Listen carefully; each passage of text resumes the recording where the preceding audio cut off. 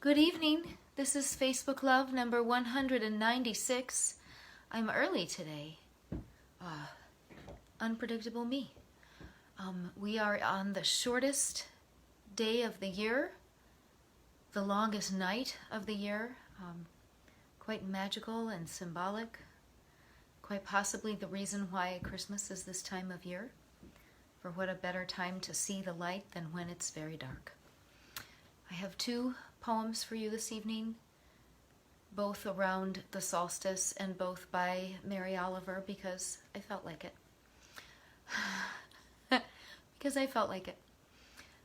This first one is called Snowy Night.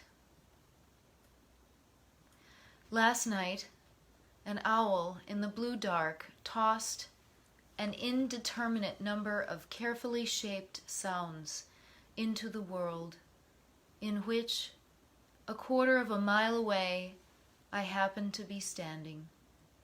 I couldn't tell which one it was, the bard or the great horned ship of the air. It was that distant. But anyway, aren't there moments that are better than knowing something and sweeter? Snow was falling, so much like stars filling the dark trees that one could easily imagine its reason for being was nothing more than prettiness. I suppose if this were someone else's story, they would have insisted on knowing whatever is knowable, would have hurried over the fields to name it. The owl, I mean. But it's mine, this poem of the night.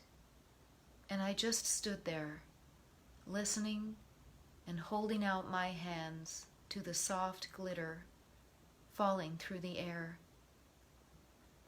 I love this world, but not for its answers. And I wish good luck to the owl, whatever its name, and I wish great welcome to the snow, whatever its severe and comfortless and beautiful meaning. Snowy Night by Mary Oliver. Here's the other one that I found, same author, because I felt like it. This one is called Lead. Here is a story to break your heart. Are you willing? This winter, the loons came to our harbor and died, one by one, of nothing we could see. A friend told me of one on the shore that lifted its head and opened the elegant beak and cried out in the long, sweet savoring of its life, which, if you have heard it, you know is a sacred thing, and for which, if you have not heard it, you had better hurry to where they still sing. And believe me, tell no one just where that is. The next morning, this loon, speckled and iridescent, and with a plan to fly home to some hidden lake, was dead on the shore. I tell you this to break your heart, by which I mean only that it breaks open, that it never, by which I mean only that it break open and never close again to the rest of the world. I'm going to say that again. I tell you this to break your heart, by which I mean only that it break open and never close again to the rest of the world.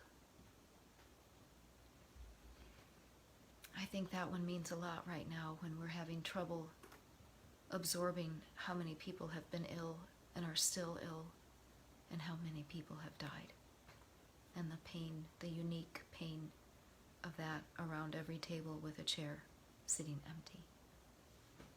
This is Facebook Love, number 196, for the solstice, and I'll see you again.